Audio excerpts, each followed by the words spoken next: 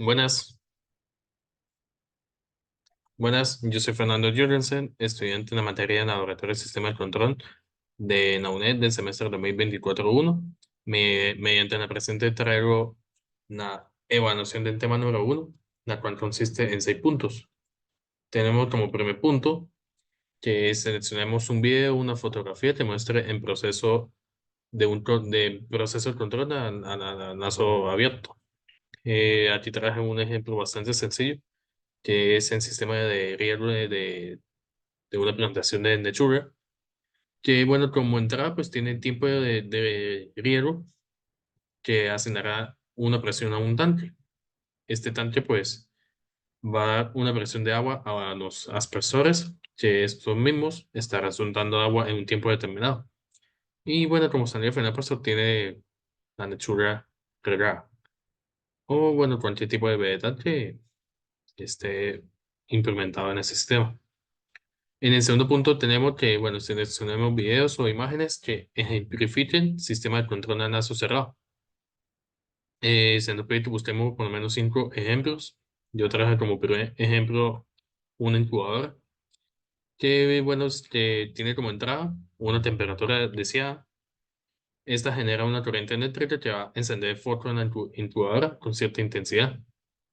Este foco va a generar un calor que se va a generar en la cada incubadora. Y finalmente de salida tendríamos la temperatura real. La temperatura real se va a sensar como un sensor de temperatura y se va a comparar con la temperatura deseada. Y bueno, con esta comparación se va a hacer un ajuste en la corriente eléctrica que va a la alimentación del foco. Como segundo ejemplo tenemos una puerta automática en cual tiene como entrada el movimiento de una persona. Mismo generará una corriente eléctrica hacia un motor y este va a generar un movimiento hacia la puerta. Y como sabía, tendríamos el movimiento de la puerta. En la puerta habrá un sensor de movimiento que va a detectar si existe un movimiento. Y este sensor enviará una señal hacia la entrada donde se va a comparar con el movimiento de la persona. Es decir, en la puerta solamente se va a accionar durante, en el momento determinado que haya movimiento de una persona cercana. Como tercer ejemplo, tenemos un sistema de invernadero que tendrá como entrada una humedad deseada. Se generará una corriente eléctrica que accionará un sistema de riego. El sistema de riego da como salida espacio de agua hacia el invernadero. El invernadero dará como salida una humedad real y la retroalimentación de este sistema está dada por un electrodo o un sensor de humedad, el cual va a medir la humedad real del invernadero y se va a comparar con la humedad deseada para así ajustar correctamente la corriente eléctrica.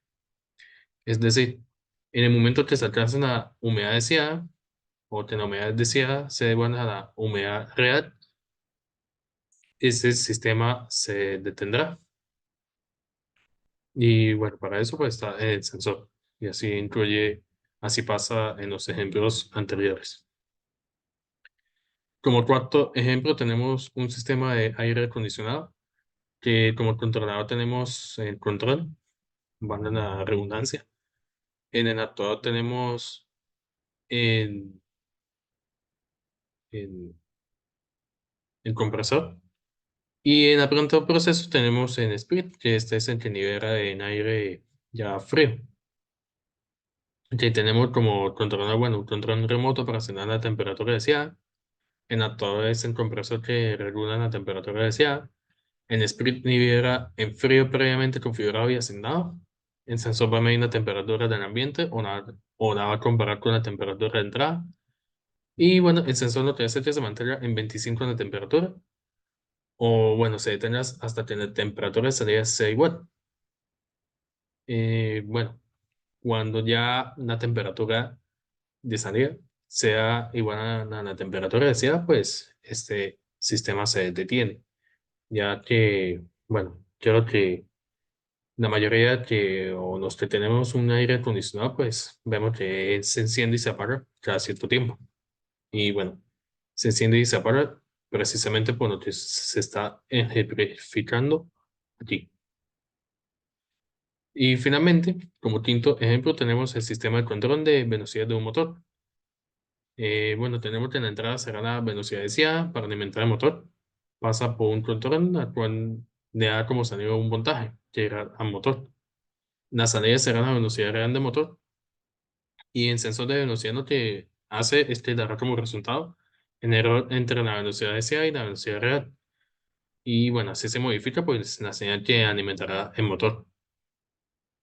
Ok. Como punto número 3, se nos pide que investiguemos sobre un sensor de uso industrial.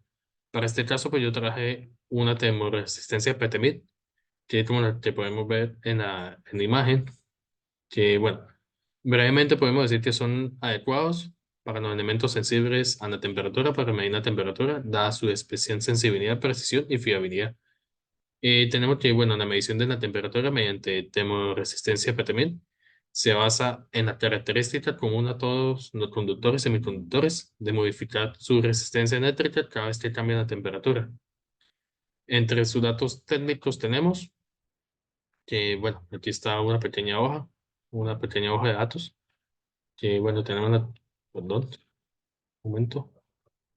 Tenemos la temperatura de funcionamiento, la exactitud, precisión, tipo de ejecución, el tipo de modelo, número de elementos, tipo de sensor, etcétera. Y bueno, básicamente su funcionamiento es tan como el de una RT, que es cuando un metal es calentado se efectúa un aumento de la agitación térmica y de esta manera los electrones se dispersan y se disminuye su velocidad, generando así un aumento de resistencia. Como fabricante, pues bueno, tenemos una empresa llamada JM Industrial, que es una empresa americana. En el punto número 4 se nos pide que investigamos sobre un transmisor industrial, que es un dispositivo encargado de, bueno, de transmitir la señal proveniente del sensor industrial hacia un controlador. En este caso, pues bueno, tenemos un transductor de presión industrial llamado GPT-230 de fabricante marca AMO. Ahí lo podemos observar en la imagen.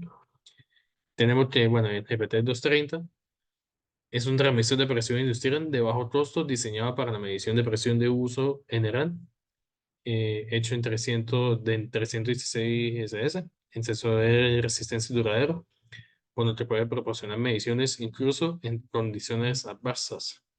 En GPT-230 también incluye un sensor de temperatura para compensación y corrección automática para una alta precisión y estabilidad. Su funcionamiento consiste en convertir la presión de una señal en una señal eléctrica de salida. La señal eléctrica puede ser digital o analógica y es utilizada por otros dispositivos como controladores, alarmas y otros sistemas de Bluetooth cerrado o lazo control cerrado. Entre sus características tenemos la presión de manómetro de barra de más o menos 0,5%, la compensación del sensor de temperatura incorporada y que tiene una salida de entre 4 a 20 miliamperes, tres cables a 12 a 30 voltios en DC. En su hoja de datos podemos encontrar lo siguiente: tipo de presión, el proceso de la conexión, la linealidad, el error de la temperatura, etcétera. Ok, como punto número 5, se nos pide que investiguemos sobre algún tipo de controlador industrial o controlador lógico programable, PNC. En este caso yo traje el controlador PFC MID, perdón, PFC 100, de la marca Wagow. Es el que podemos ver en la imagen.